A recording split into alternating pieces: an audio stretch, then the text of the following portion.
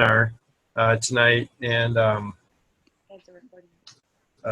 anyway, just to let everybody know, what we've been doing is putting the recording on YouTube and link it to the Facebook page, that type of thing. So I want to welcome everybody to our GLOBE Mission Earth webinar, and this is the third one we've had this year.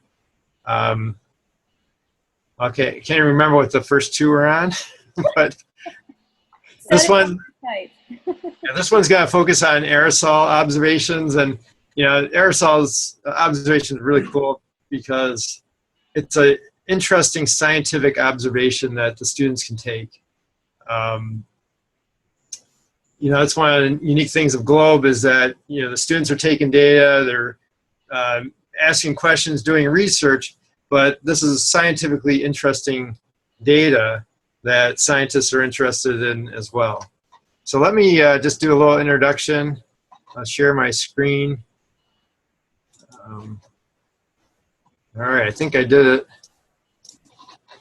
So I'm Kevin Czajkowski. I'm a professor at the University of Toledo, and I'm the PI for the Mission Earth project that was funded by NASA.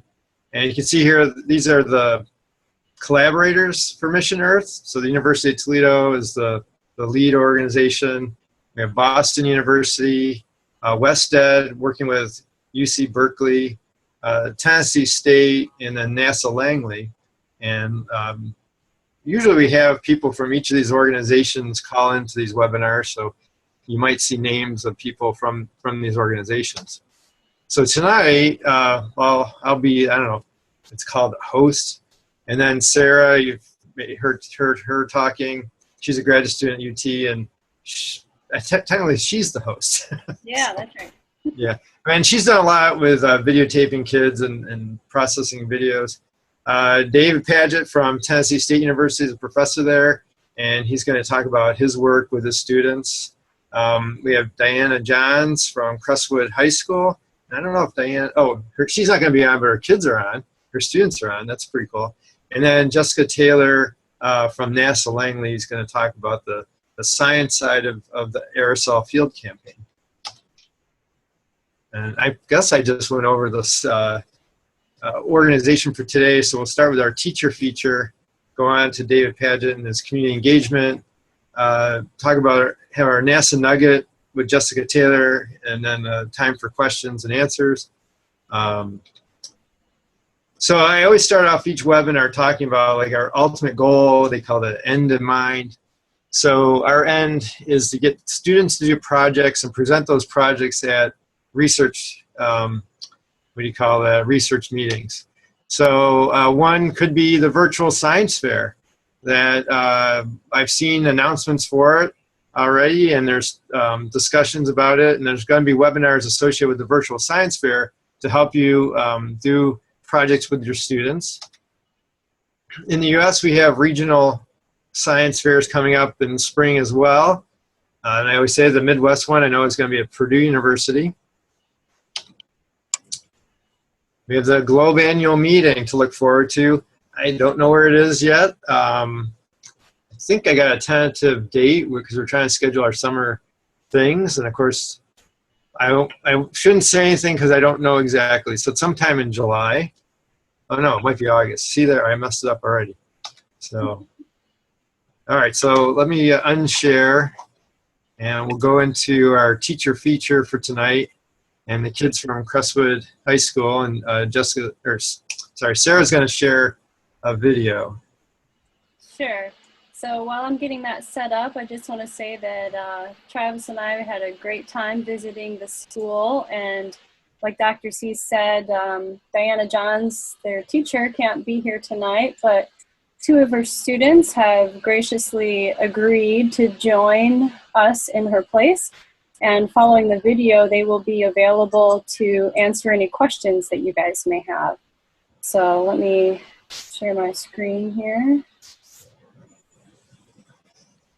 So, and just very quickly before I play the video, I wanted to make sure to show everyone, if you want to look more into aerosols, the best place to go is the GLOBE homepage. go to Do Globe, Globe Teacher's Guide, and then you'll see aerosols pop up here under atmosphere. And if you scroll down, you can find all of the information that you could possibly ask for, including the protocol and the data sheet. So, and I have the protocol up here. And within it, you can find the data sheet as well, but everything that you could possibly ask for is there. So let me go ahead and bring up the video. And this is my first time using iMovie, so hopefully everything works all right here.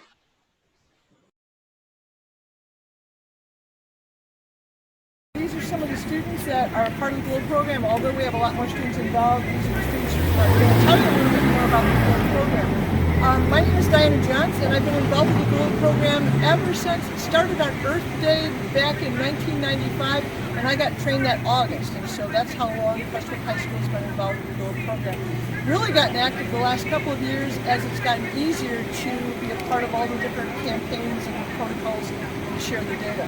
So I'm going to point to, and I'd like you to introduce yourself, tell us what grade you're in, and introduce yourself. Hi, I'm Farah Tama, I'm a senior. Hi, I'm Yara Komeha and I'm a senior. Hi, I'm Matthew Saab and I'm a junior. Hi, I'm Hassan Dude and I'm a junior. I'm Ali Alatrash and I'm a junior. I'm Sarah Komeha and I'm a sophomore. And these are all students who have been involved in taking GLOBE protocols here at Crestwood High School, various different protocols, and involved in the whole process of doing research as well on some of the projects that they've done. Okay, hi, I'm Farah. Hi, I'm Yara. And we have some additional students with us. Hi, I'm Sarah. I'm Ali. I'm Hassan. And I'm Mali. So we set up this site and it's right outside our school and it's really easy access because we can get from it from one of the few doors that has no alarm, so we can get out during the day without having whole school. Plus when the sun's out, you get to see it very clearly, except it's not at the moment. Yeah. Okay, so one of the photometers we used was the globe thumb photometer, and it's really easy to use. So you just go on, and then we have to point it so that the sun can go through and it like reflects here, except there's no sun today. And then there's red, green, and you get the AOT value from there. Turn it around the camera. Yeah. Sorry. That's good. Yeah. So you like change this red and green. And you can get the voltage too from T. The T time, so whatever our T reading is times 100 is our voltage. So we take that previous to the reading and after. Yeah, okay. And that's it for that one. Okay. This is a Cal2 sun photometer, so this one is from shipped straight from France. So the way you take data is first you hold the red button and you turn it on. So you have to wait until it says 3D, and that means that you can now start collecting. So you point it at the sun, and then you wait for the sun to reflect, like a little yellow dot will show up at this circle. And once that's in there, you just click, click, click, hold, and it will record that data for you. When it says recorded, that means the data is saved onto the device, and you can later upload this straight into a computer and analyze your data.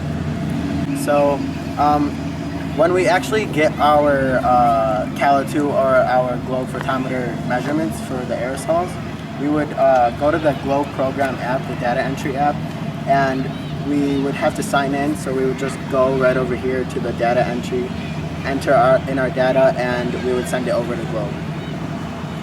At first we would have to do it on paper, and we wouldn't know if we had any mistakes, because sometimes the paper doesn't really add up with the website, and then we had to review the data and see what we were messing up in, and it's just easier to do it electronically on the GLOBE website.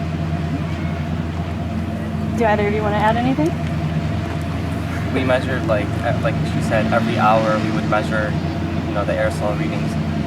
We all stand back to back and face a direction, and we put in our frame of our hands. In the frame of our hands, we see how much of the sky is covered with clouds and what kind of clouds, because it's easier in portions instead of looking at the whole sky, because it's a 360. So it's better if you look like that. You can tell. So what do you guys all see right now? Stratus cloud. 100% stratus. Stratus, yeah. And the sky is obscured with like all clouds, so it's all of it is stratus, yeah. Hi, my name is Farah Chama. Hi, I'm Yara Komeha. And we're seniors at Crestwood High School in Dearborn Heights, Michigan.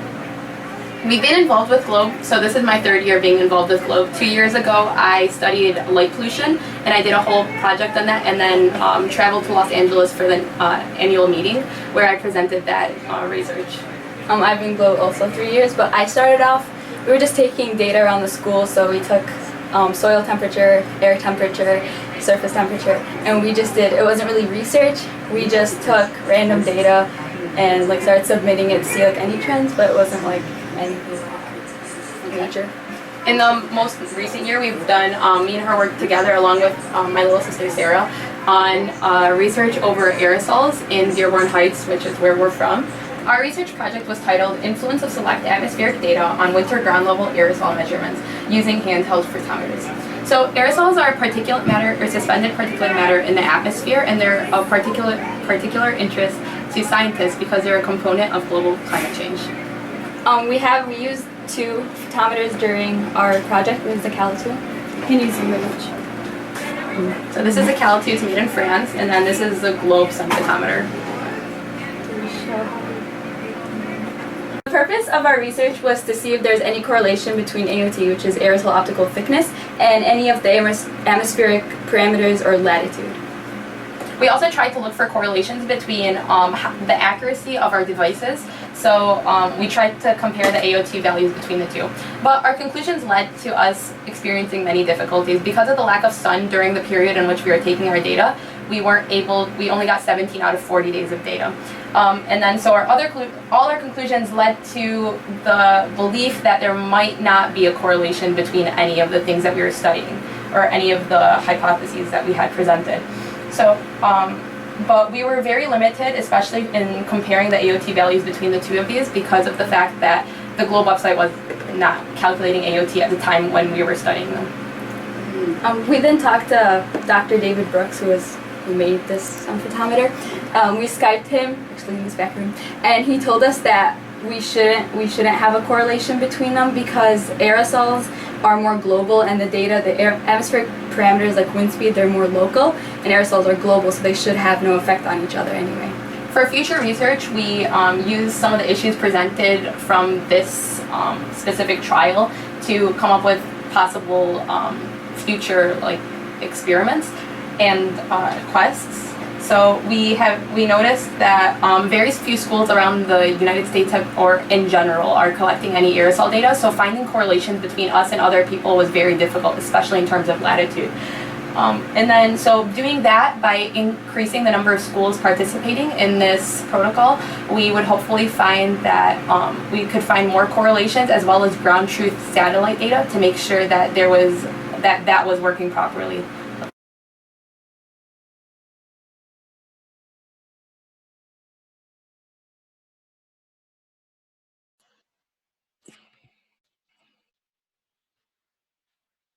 Okay, so just so everyone knows, the 2 students you saw there at the end are the ones who've joined us tonight, and they will actually be presenting in greater detail the results of their research and some background on their research for our next webinar.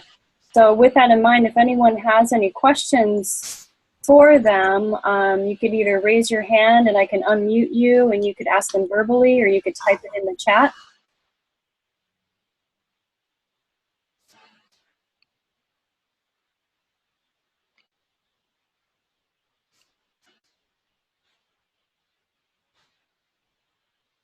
So maybe while we're waiting, I'll ask you girls real quickly myself, what was something that you learned during this work, this research, that you did not know before?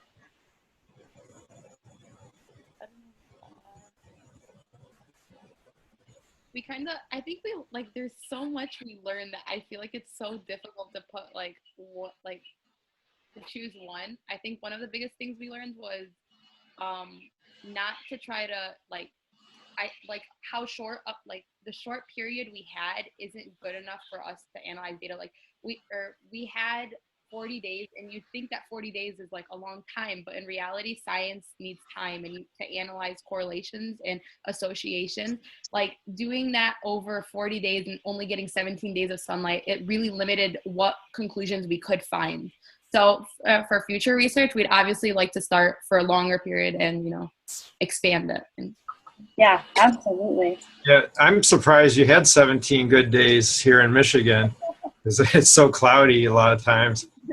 So 17 out of 40 is actually pretty good. We were running out every hour of the day between classes. Whenever we had time, we were outside checking. Even during the weekend, we'd like run to school. I'd pick her up or she'd pick me up. We had to take data like whenever the sun was out. Yeah, because it changes, it varies. What was it? One day we went outside and I was getting I was turning on the photometer, and the cloud moved in front of the sun and you lost your source. And then as John just calls us out of class some days, she's like, the sun is out. I know it's not solar noon, but like this is our only option. We'd have a bunch of texts from her, all this was the sun, and we'd see us like sprinting out of class to go outside. So yeah, it worked out, I guess, semi-decently. Well, that's a true scientist dedicated to your work. Definitely. Right. So we have a question from Richard. It says, did you compare your AOT with ground-based data AeroNet? Oh, we were working on that. That was one of our things. Yeah, we actually didn't. We started.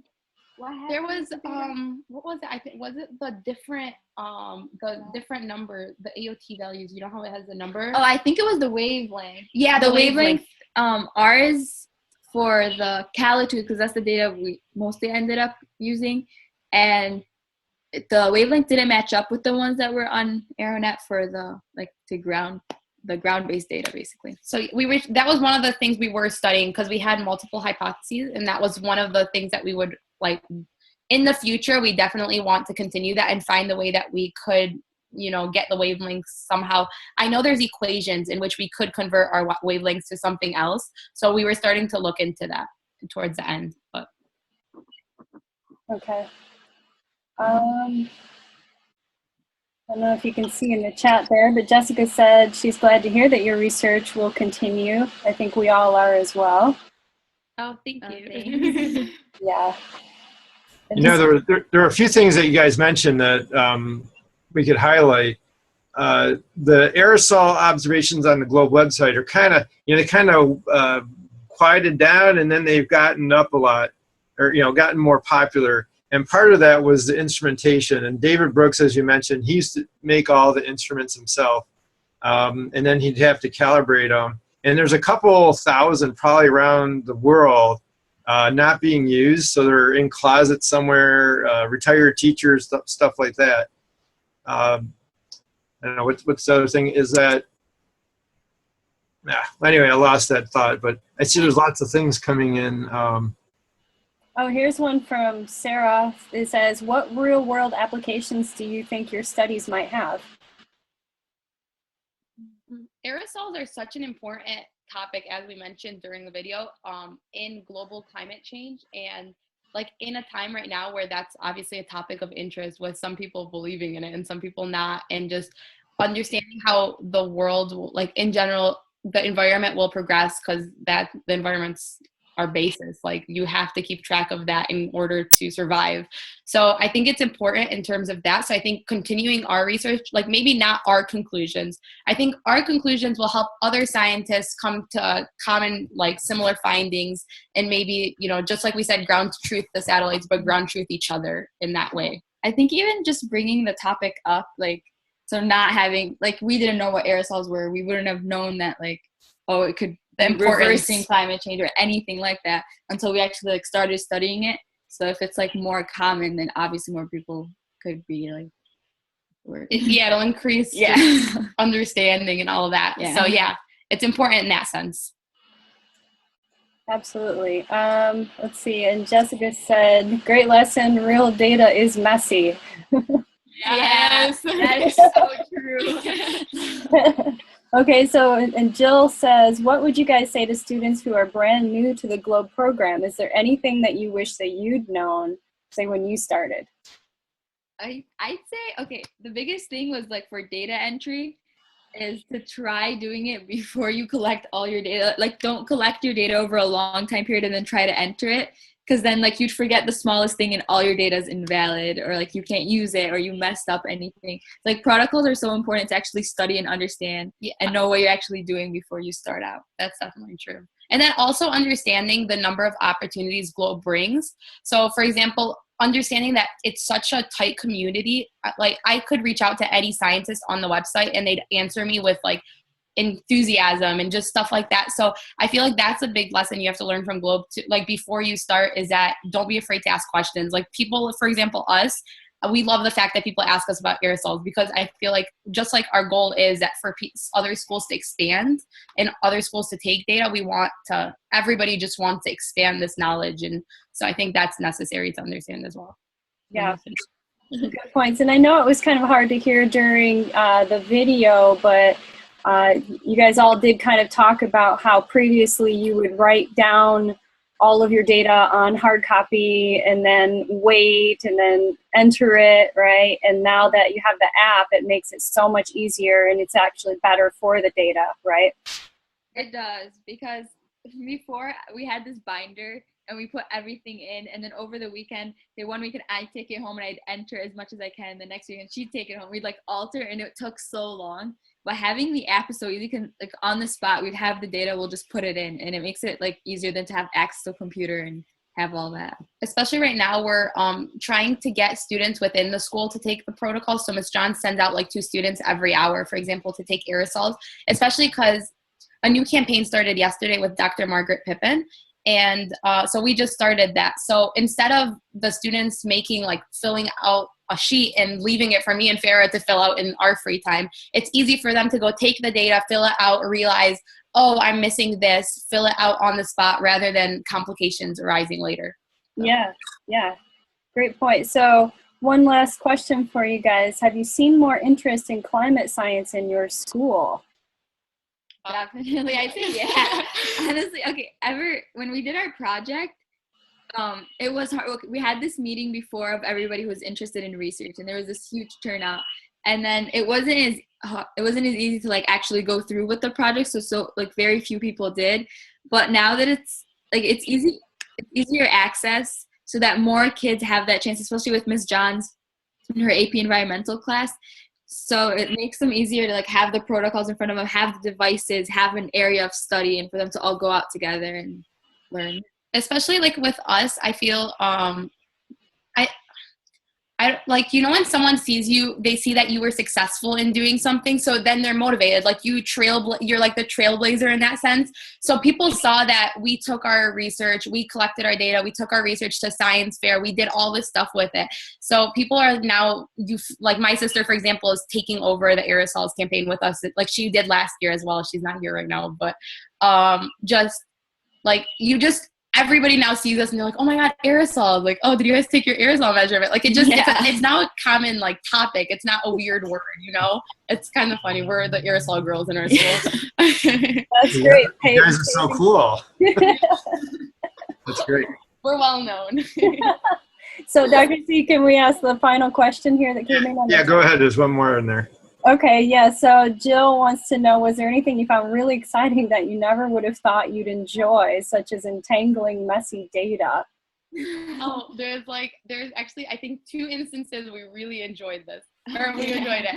Okay, we were, you know the Calo2 device? The Calo2 sun photometer that we were discussing with you guys is very difficult for you to use in terms of, if you've never used it, you don't know how the sun is supposed to show up on your device. So it actually takes a lot of practice. No, it's okay. So one day over the weekend, we came in, Miss Johns was like, oh, there's really bright sun outside, so come. And we had been trying for a whole week to get the sun to work, and we couldn't take the data for that week. So we go outside in front of her class, and me and Farah are just like moving it around, like we don't know how this dot is supposed to show up. We've seen pictures, but it's not coming up. So we point it, and then I go, Farah, look, the dot. And then she goes, we are jumping up and down, and Miss Johns hears us from inside her classroom, and she comes running out, and it was so funny. Like it was just amazing. Like you felt like you were a real scientist collecting this data, and I don't even know. There was another thing I was gonna say. The fire. Yeah, we found out during the period when we were taking our data, there was this huge fire in Alberta. And it apparently showed up in our data that you can tell when the fire was and its effect on our aerosol readings, and that was really cool because it's like because you get the data and it's all these numbers, but you don't really there isn't really this value for them really. You don't really know what is this comparing to, but knowing that the fire actually showed up in them makes it really cool. Yes. And so you guys are next time you'll show us some of the maps and graphs and things where you can actually see those correlations, right? Yeah, for sure we will. If you guys come back to watch. Yeah, absolutely. Well, we all look forward to seeing in greater detail some of your research on our next webinar. And I want to thank you guys both for joining us and answering all the questions and everything. Thank you for having us. You guys were so sweet, honestly. The fact that you guys sent out camera people, you came out and spoke to us, and just overall, like I told you guys, I love the GLOBE program. If I didn't, I wouldn't have stayed here for 3 years. Okay, Dr. C. Well, so now we're gonna go on to David Padgett, and he's gonna talk about his work that he's done in his community near Tennessee State. David? Let me make sure he's off of mute here. Yeah, you can unmute David. Yeah. Okay.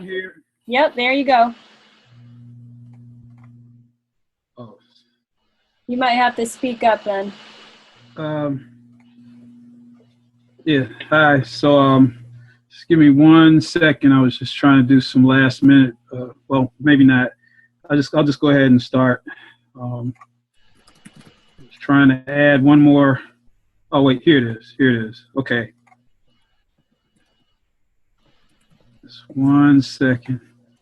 Just making some last second edits. Sorry. Yeah, I've never done this, David. Actually, that's scientists, professors, we give talks, at conferences, probably 5, 6, 7 a year, and there's times when I'm editing my slides. Okay. As I'm walking up to the podium. Okay, I'm going to share my screen here. Okay, can everybody see this? Yeah. Okay. Oh man.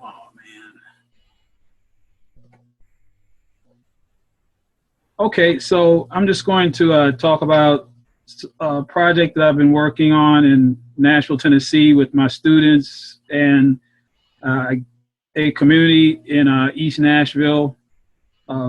And we have been sampling taking samples for our toxic air constituents, but more closely related to GLOBE, of course, is going to be our move to testing for criteria air pollutants.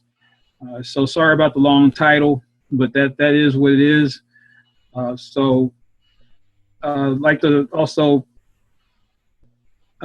give thanks to my former students. Both of them have graduated, Lauren Wiggins and Kelly McClellan, who were instrumental in working with me.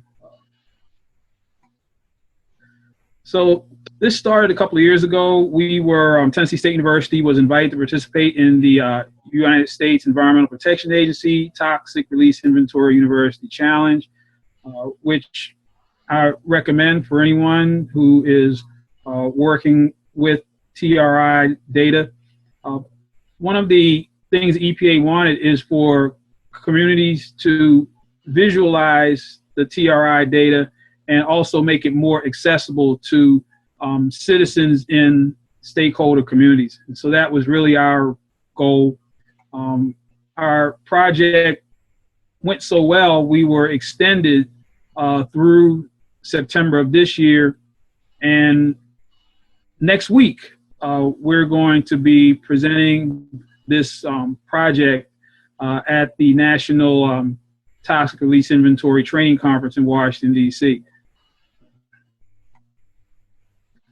So one of our goals is to make the connection between climate change and air quality and impacts upon human health. And part of that is because we really want to get young people from these stakeholder communities involved in the project beyond just being subjects. We want them to play an active role in the sampling and in the analysis. So there are lots of opportunities here for applications of GLOBE with informal education partners and also with formal education partners, as you'll see here. So obviously, as most of us know,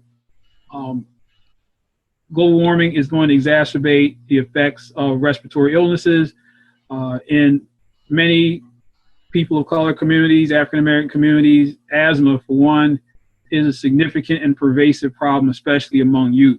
And so that's the draw. That's how we draw young people from these communities in.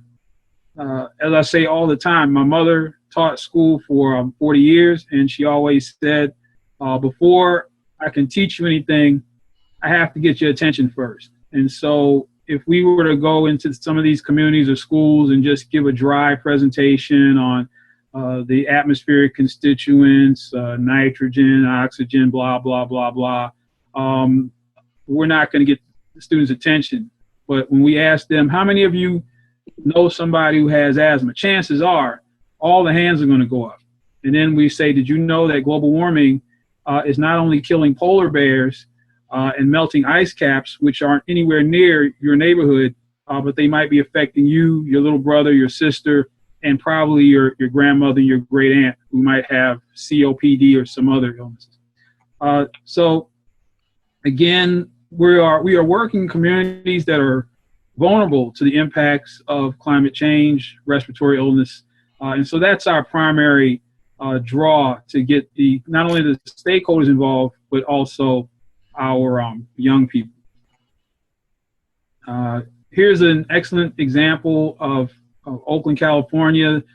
They have long been a leader in being assertive and proactive in examining their air quality, mostly because they're right across the bay from a massive oil refinery complex, and so they have been really dumped upon, so to speak, in terms of poor air quality. So they've always been almost like a leader, but we use them as an example of how climate change does have impacts and will have impacts upon inner cities, which again is not usually how climate change and global warming is discussed or described. It's usually, again, abstract: polar bears, ice caps melting, seas rising, which really doesn't grab our audience, but some of our issues and related to health absolutely grab our audience. So here's our project site. We're working in a community in East Nashville, and of course through this project, NASA Mission Earth, the plan is to expand what we're doing here in East Nashville at the Casey Homes.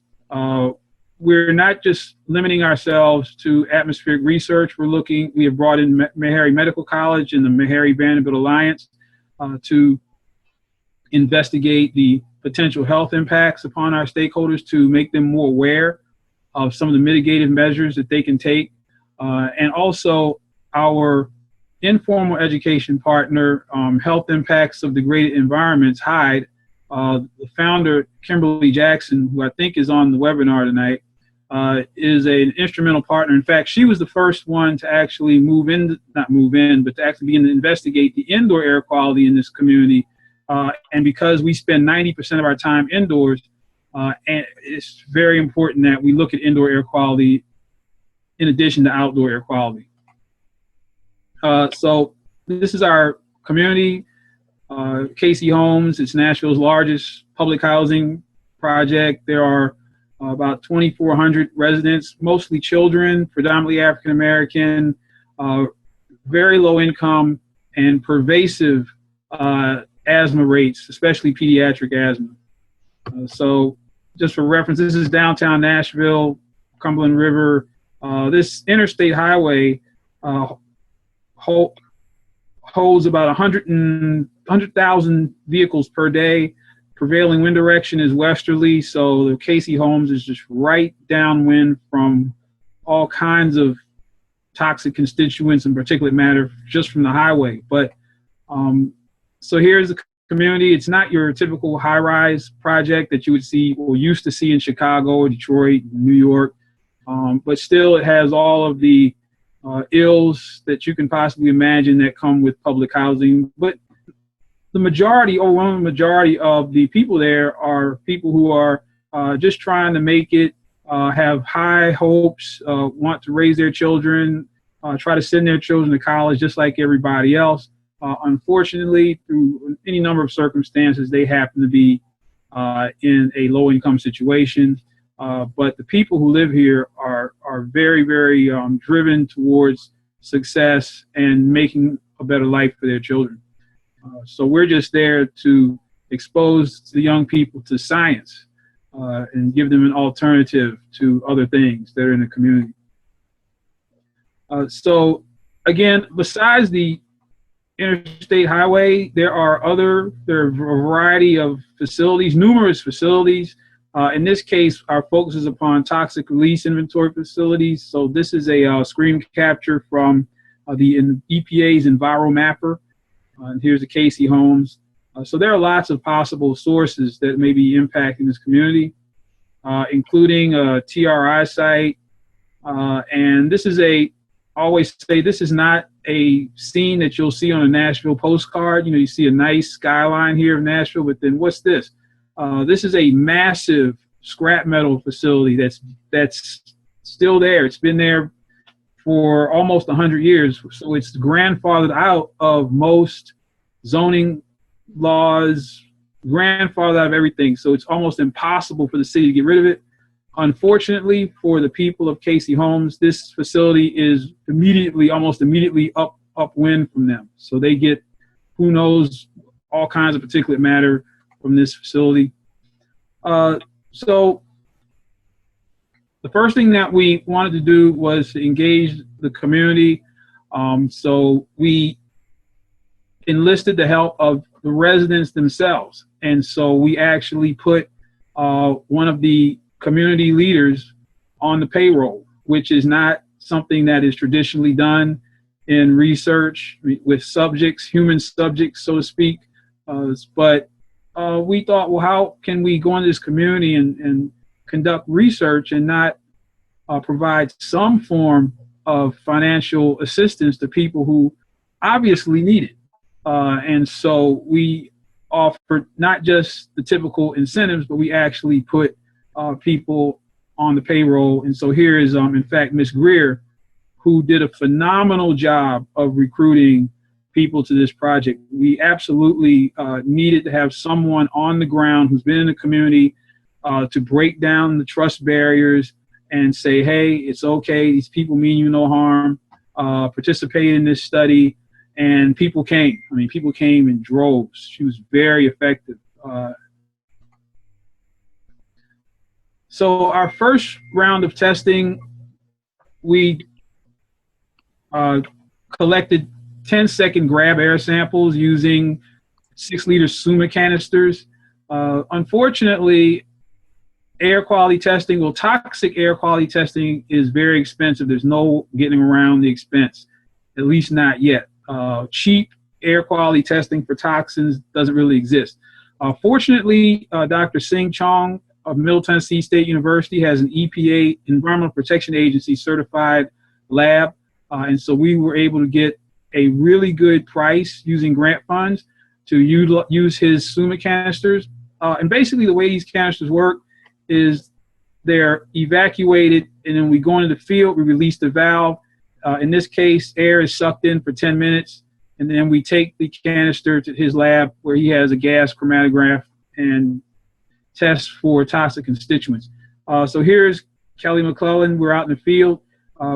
The residents are involved in the testing themselves. So they're not just subjects standing aside like lab rats or guinea pigs. They're out there. If there are young people, we tell them about GPS. Every sample site is given lat-long coordinates are collected along with the air quality samples.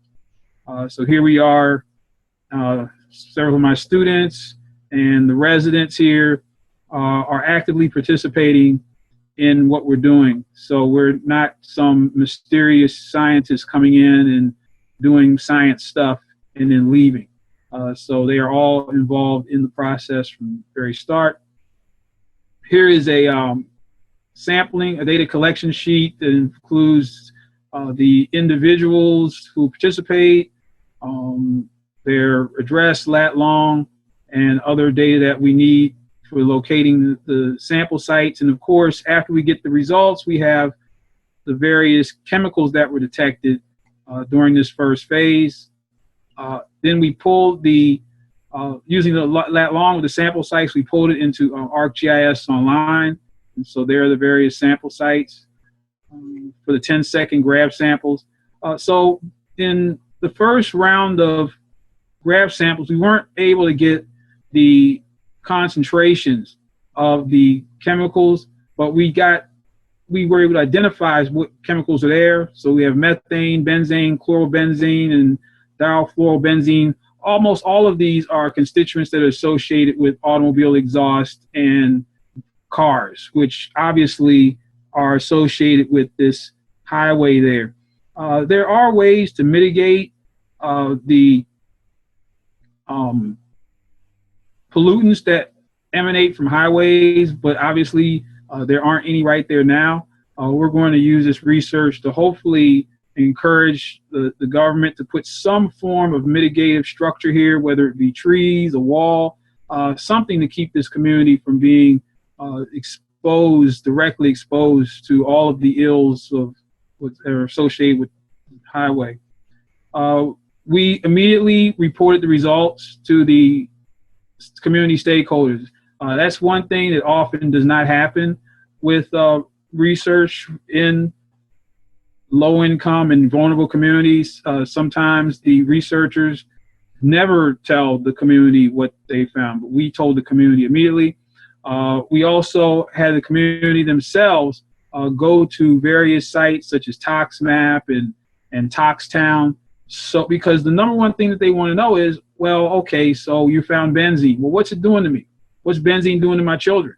And so they, as you can see, they have computers there. They could be involved, or they are involved in looking up exactly what the health impacts these chemicals are having upon them in their community. So they're not left out in the dark or anything.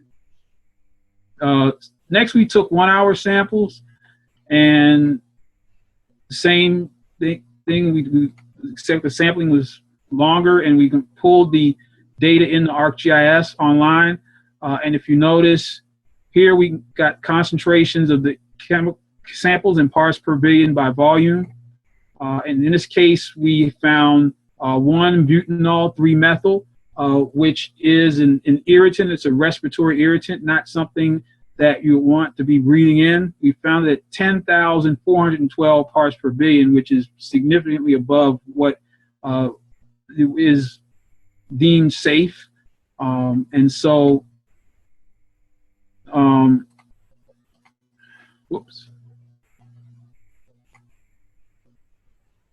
And so here, this is a very new tool, the EPA's Environmental Justice Screening and Mapping Tool, EJ Screen.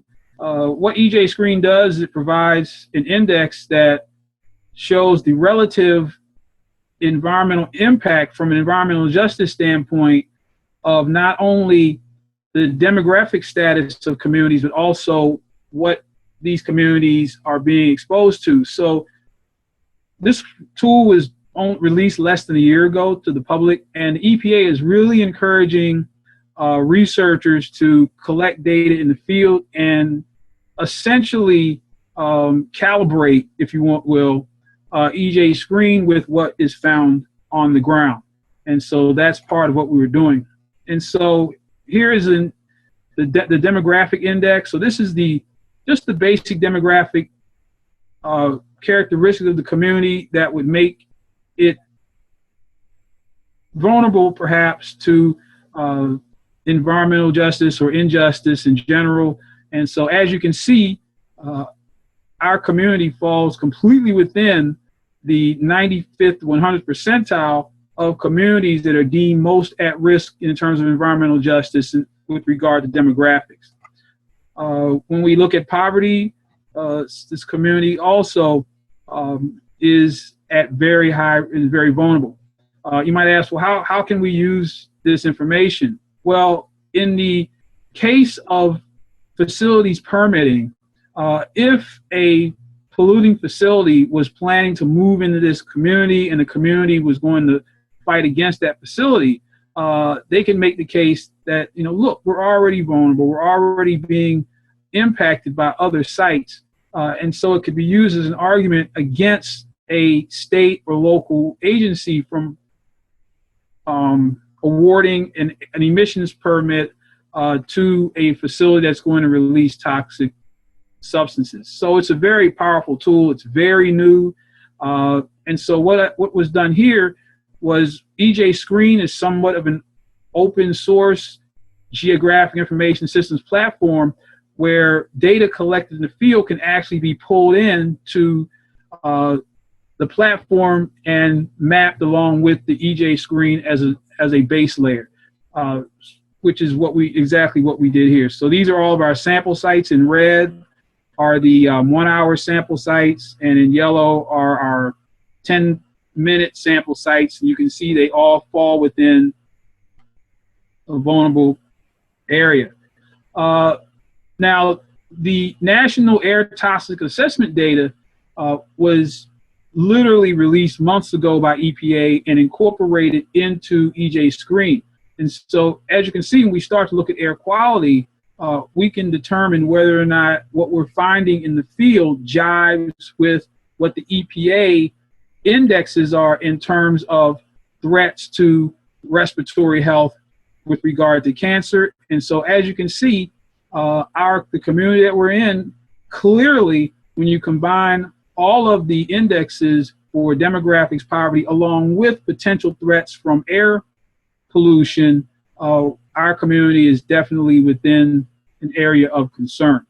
And our results obviously reflect that. Now, had we gone to this community, tested the air quality, and found absolutely nothing, that would call into question EJ Screen. But again, this almost in a way calibrates what EJ Screen is saying. This next page, as you can see, is showing that same site. And so the butanol 3-methyl is just one of the toxic constituents that we found. But if you notice, it's another one of the toxic constituents that we found at this site. But if you notice, the red area shows that in terms of the respiratory hazard index, again, this area is relatively high compared with the surrounding neighborhoods. So again, this seems to suggest that the EPA's EJ Screen tool has some validity in terms of parsing out communities that are vulnerable to air toxics, not only from the standpoint of their demographics, but also from the standpoint of the location of point source releasers. So the next steps, of course, we had to share this information with the community.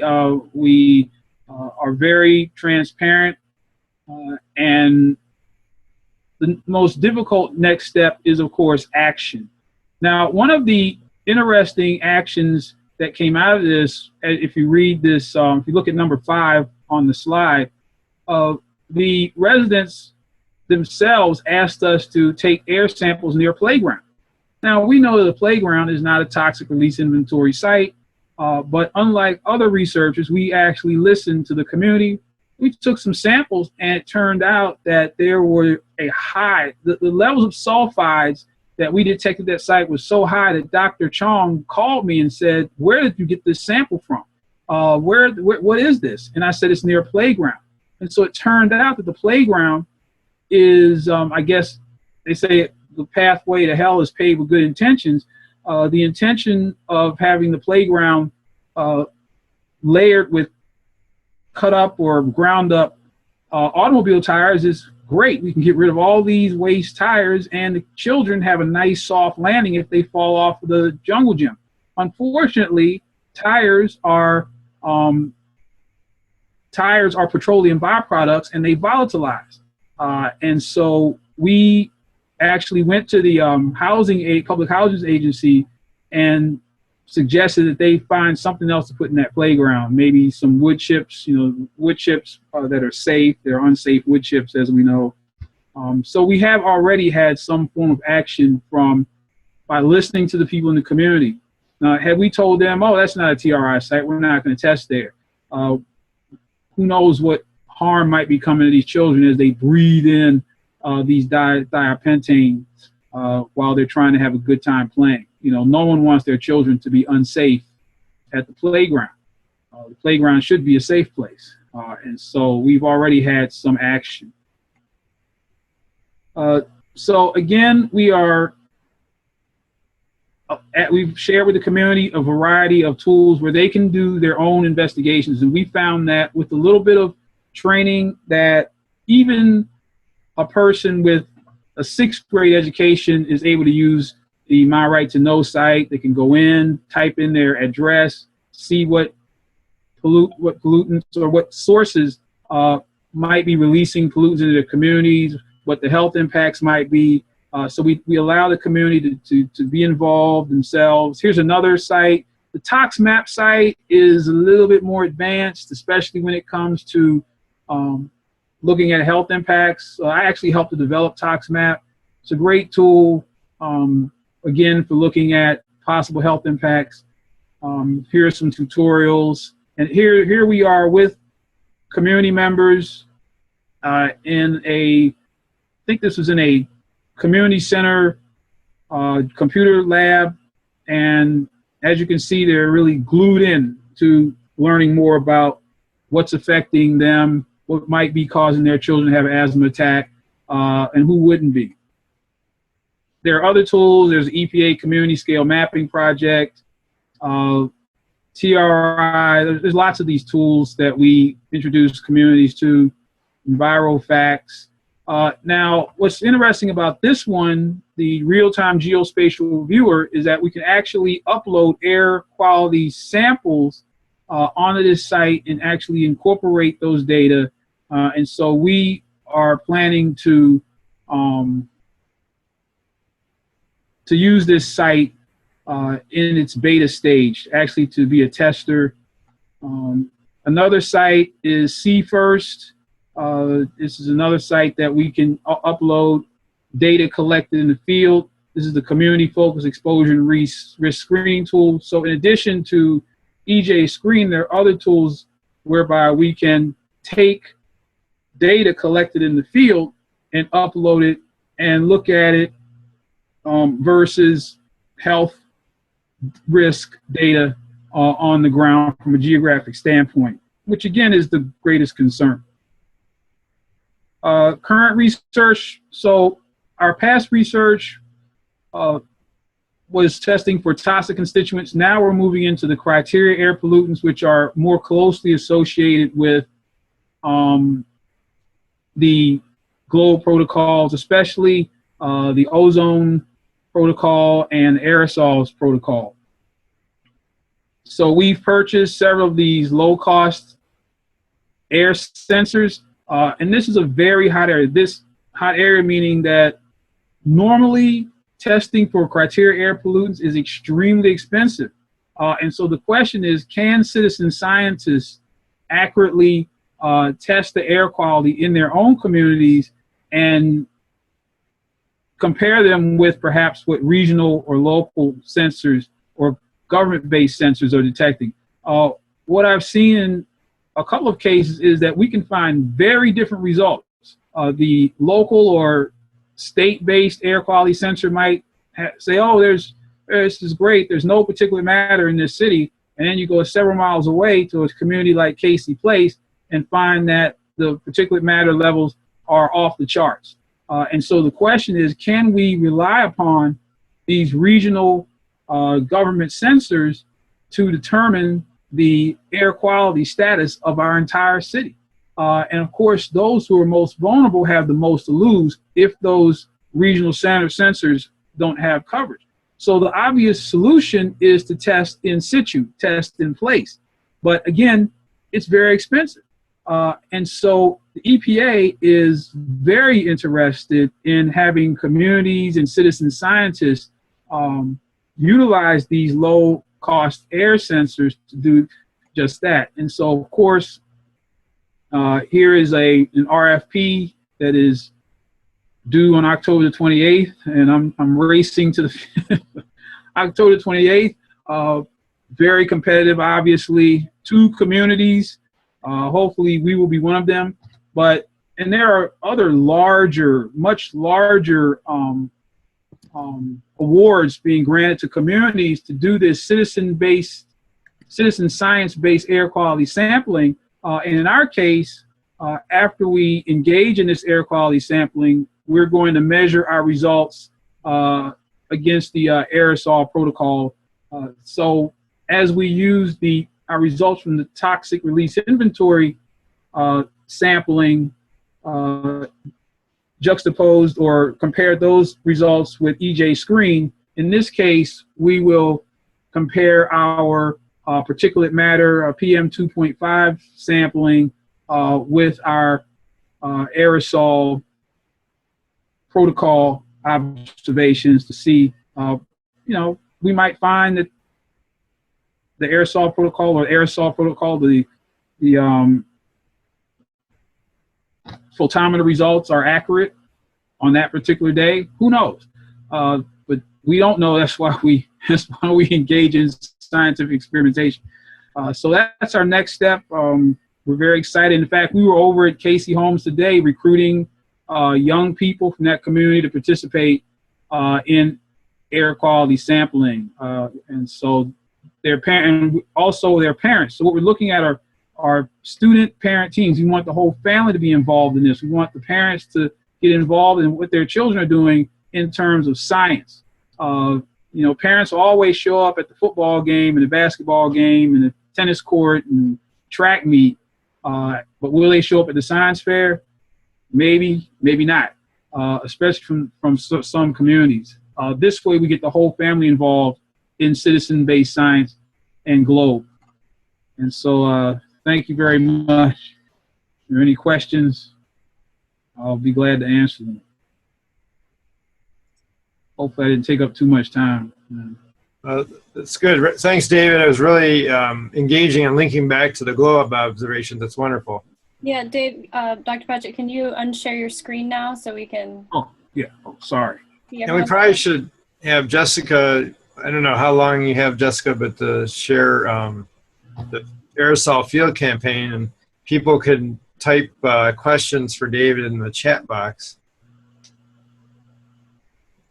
So this not being the first time I've done this, I thought there might be a chance that I would be given just a couple minutes. You figured that out. So I have, yeah, I did. But I have to say that I think more than anything, I'm humbled to be presenting after these last 2 discussions because the students, Aerosol Girls, you guys did such an amazing job of, I think, inspiring all of us with the work that you've done at your local. He is working directly with his community. That's inspiring. So I'll just give you some information about the Aerosols campaign, and what we'd like you to do is to channel that energy of whatever your interest is in aerosols, whatever your research topic is, or relating it to your community of interest. All of that is possible to look at aerosols through the lens in this campaign. So let me go ahead and share my screen just because I have a few quick notes in there about the campaign. So first of all, I should start out with Margaret Pippin couldn't be on tonight, from Margaret. So I'm very familiar with the Aerosols campaign, and I've worked directly with Margaret for a long time. So can you see my screen here? Yeah.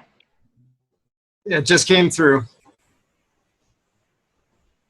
You're running a little slow, so maybe talk a little slower. Yeah, okay.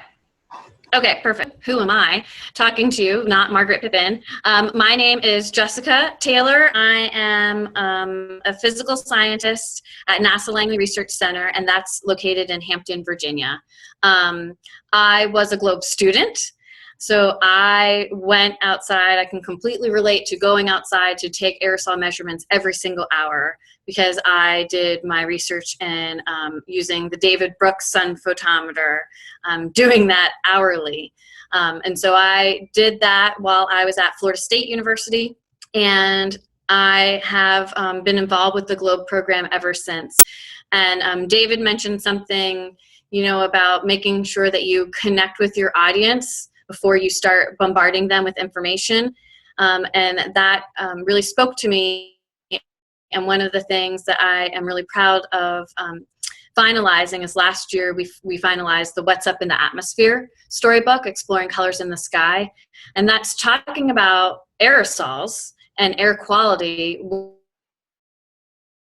with younger audiences. And we do that by having the interest in health and about your health, and you know, relating this to asthma. So, so David, a lot of those things that you talked about really, really reminded me of where the inspiration for that storybook came from.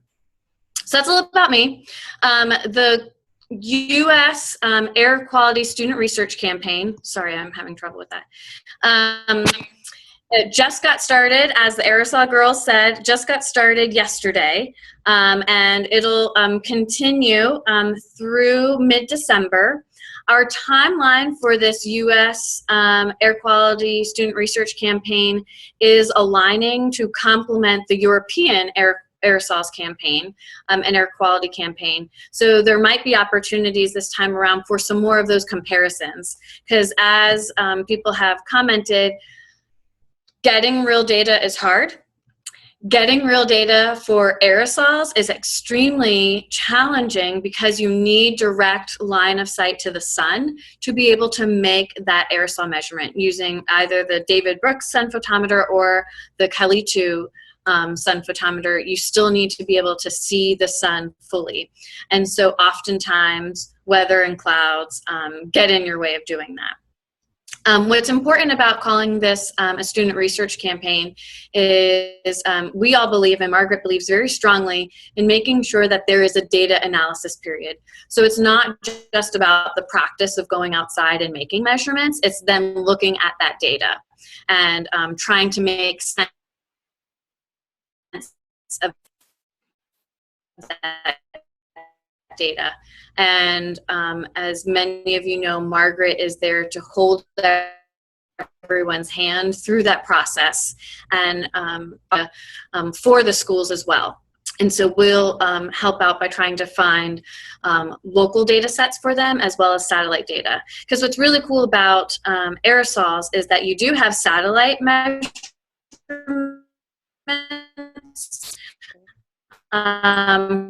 from space that are covering the whole Earth.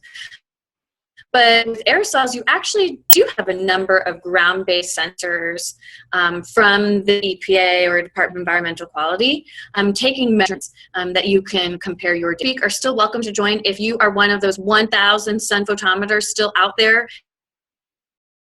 in the world, you're welcome to still join us. We just don't have any more aerosol instruments to share out to the community, but if you have one that you found, we're happy to try to get you is usable for you. So let me just run through a couple of things real quick, and I can post some of these slides up too.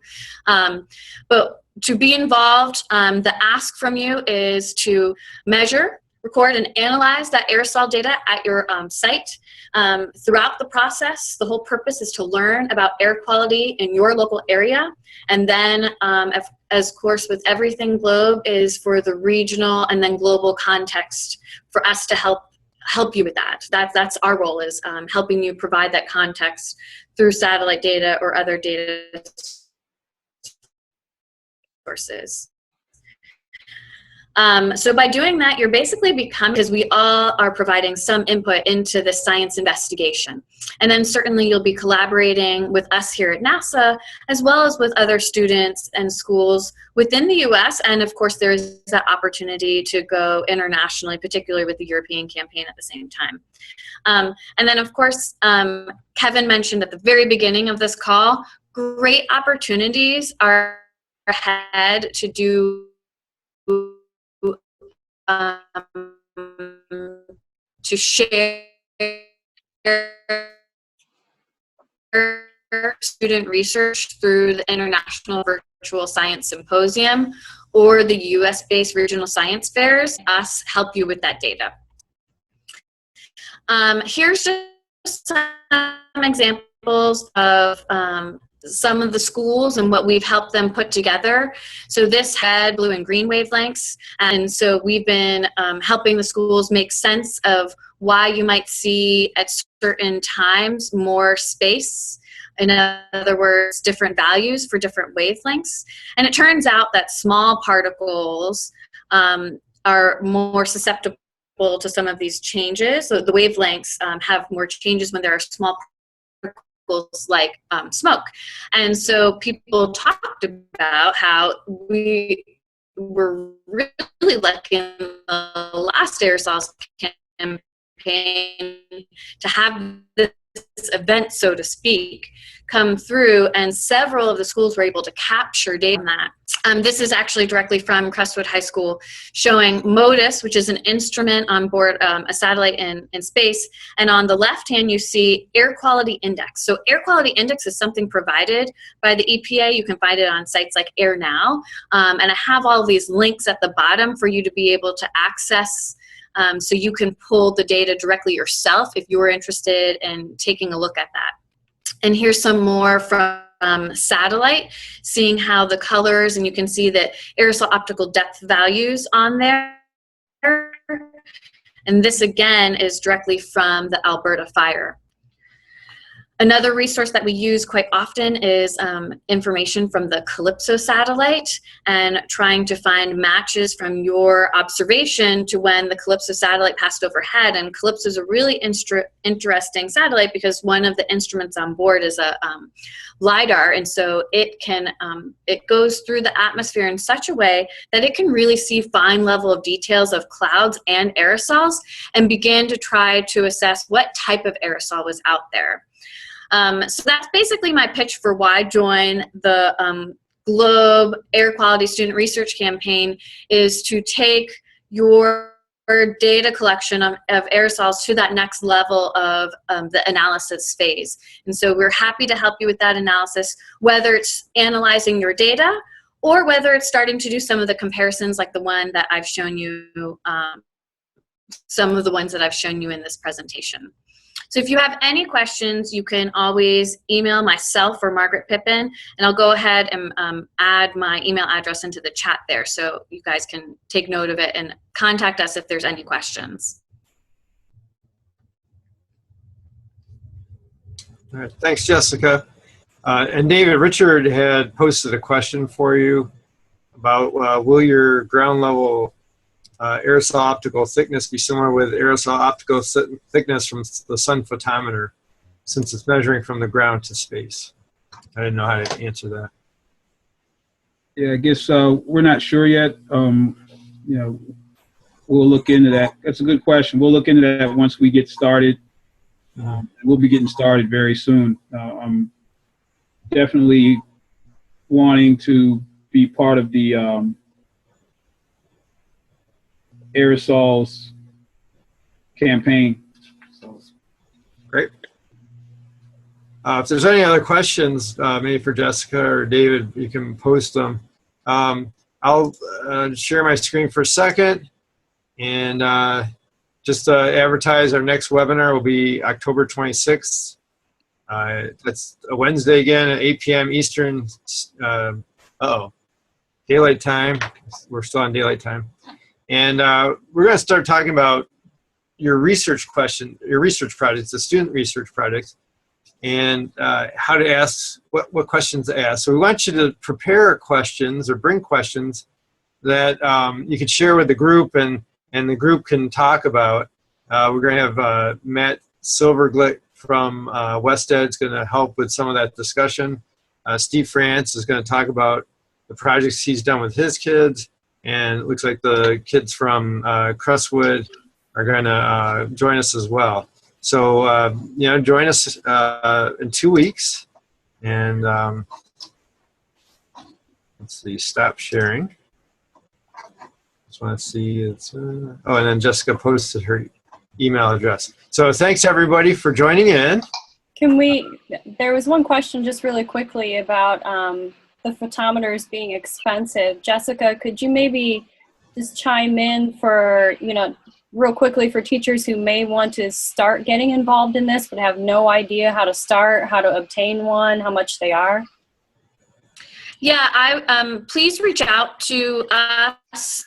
I put my email address in there so we can kind of talk through the pros and cons of the couple instrument. So of course, no instrumentation, your eyes, you can observe sky color as an indication of what aerosols might be in the atmosphere. To start to measure real values of aerosol optical thickness, though, you'll need a David Brooks sun photometer or a Cali-2 instrument. The Cali-2s you purchase from France. I think the most recent person who purchased is maybe Mike Jabat. Is he still on the line?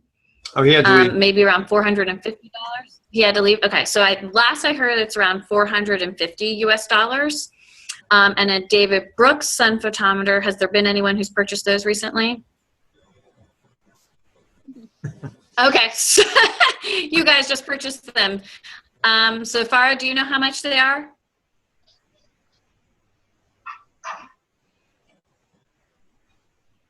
Like it was around 150. It was a lot cheaper than the Calito 32. Yeah, I was thinking somewhere around $150. So, but feel free to reach out to us and we can connect you with both suppliers, so to speak. Great. All right, I wanted to thank Farah and Tara, Yara, David, and Jessica for presenting and doing a great job tonight. And it's a very interesting webinar. And everybody have a good night, and thanks for sticking with us. We'll see you in 2 weeks. All right, thanks everybody. Good night. Good night. Bye.